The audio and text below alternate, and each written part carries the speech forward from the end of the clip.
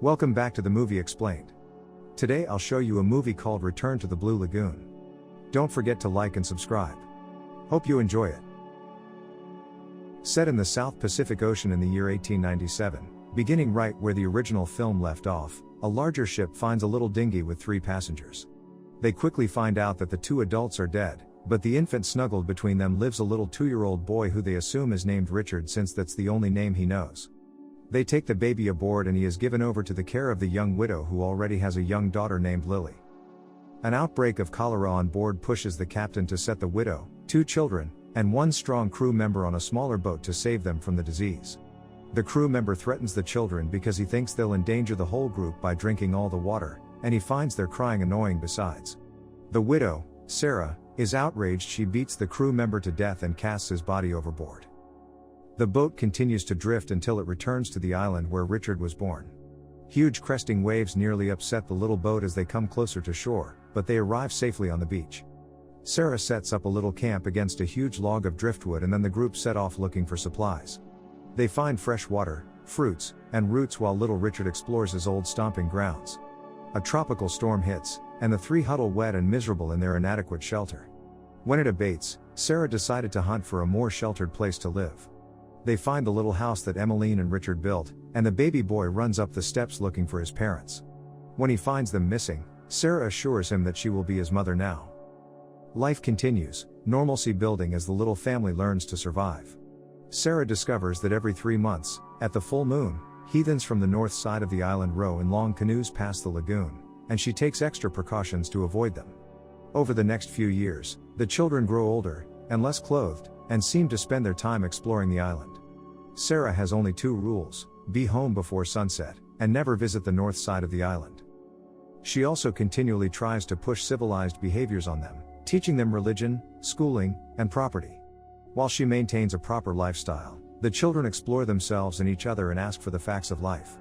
Sarah dutifully explains the concepts of anatomy, puberty, and marriage. Later, the children are caught out on the reef while hunting fish, with a huge shark circling the lagoon. It grows dark and Richard eventually throws out the fish they caught to distract the shark and they swim to their drifting boat. Sarah, worried sick, goes out searching for them and finds them just as they drift ashore. One day a storm blows in part of the roof of the house. After repairing it, Sarah falls deathly ill. She explains to them where and how she is to be buried and gives them a prayer and script for her tombstone. Sarah then dies and she is buried on an overlook so that she might see the house and serve as the children's guardian angel. She asks that Richard include his name on her tombstone, even though she is not his real mother. In the end, Sarah wishes that the children remain civilized and ready for the ship and rescue. The children are left alone, and the film skips forward several more years. It's Easter, and the teenage Richard insists on hunting for eggs, even though teenage Lily isn't keen on the idea. Richard promises a prize for the winner and reminds her that their mother would have wanted them to hunt for eggs. Lily agrees to play.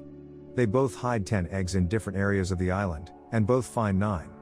Richard hides 1, and lets Lily win. Her prize is a pearl that she put in her hair with feathers and a twig. Richard has a continual contention with the shark in the lagoon, the same one that stalked him and Lily as young children. He brags about his contests against the shark, which Lily disapproves of. She mocks him, and he mocks her back because she is fascinated with her changing body. They argue, and acknowledge that life is different now that they're older. After a brief friendly interlude, Lily asks if she could move her bed to another part of the house, instead of sleeping with Richard. "If you weren't going to do it, I was," says Richard. Soon after, Lily discovers she has gotten her period and is now a woman. She's thrilled. She's likewise thrilled when she finds out about the fabulous trick Richard can do with his downstairs parts, though he is embarrassed. They bicker, and Richard storms to the other side of the island where he meets the heathens during their ritual. They have a bonfire and are covered with white paint. Richard slathers himself with black mud to hide but ends up in a standoff with a heathen. Richard backs off, as does the native, and they go their separate ways but not before Richard finds blood-soaked leaves on a stone in a clearing. When he finds Lily again, she is so distraught by his absence that she begs him to never leave her again.